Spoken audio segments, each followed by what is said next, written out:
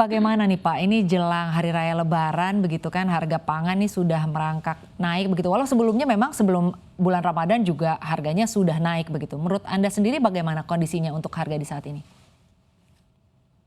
Ya, jadi kalau harga sampai dengan saat ini, memang tidak ada yang turun, hampir semua naik.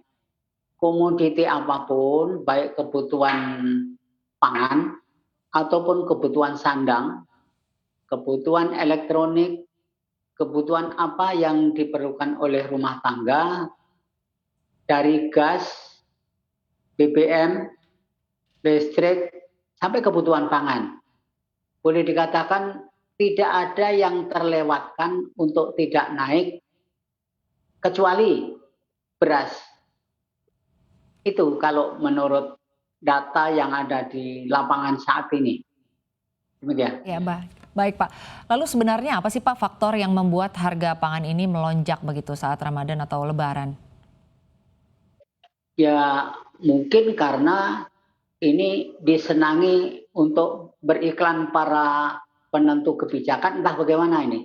Kenapa dari tahun ke tahun kok tidak bisa atau tidak mampu? Atau memang ada unsur kesengajaan supaya di sana ada upaya untuk beriklan ria. Baik Pak, kalau kondisi di pasar sendiri sebetulnya kenaikan ini dipicu oleh apa Pak?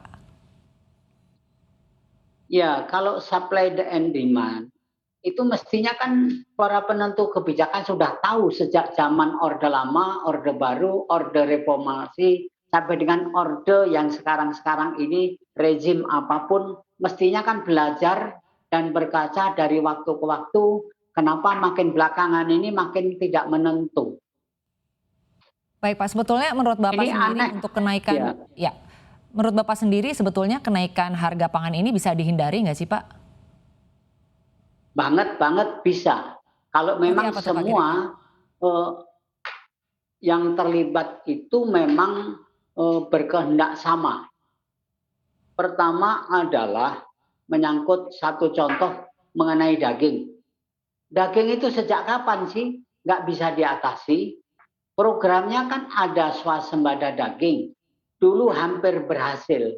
Tetapi karena itu tidak dilanjutkan dan justru itu mungkin ada yang tidak ingin dilanjutkan, sehingga itu program itu menjadi tertuang bagus, tertulis dengan bagus, tapi faktanya memang tidak bisa atau belum bisa diwujudkan.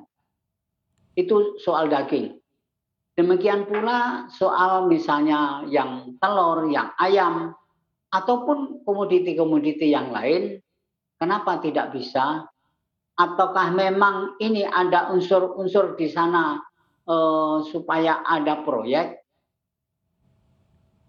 Mohon maaf, sekarang ini terlepas bagaimanapun juga, beras ini boleh dikatakan yang selama ini menjadi momok, yang selama ini sangat menakutkan, akhir-akhir ini bisa diredam paling tidak agak landai.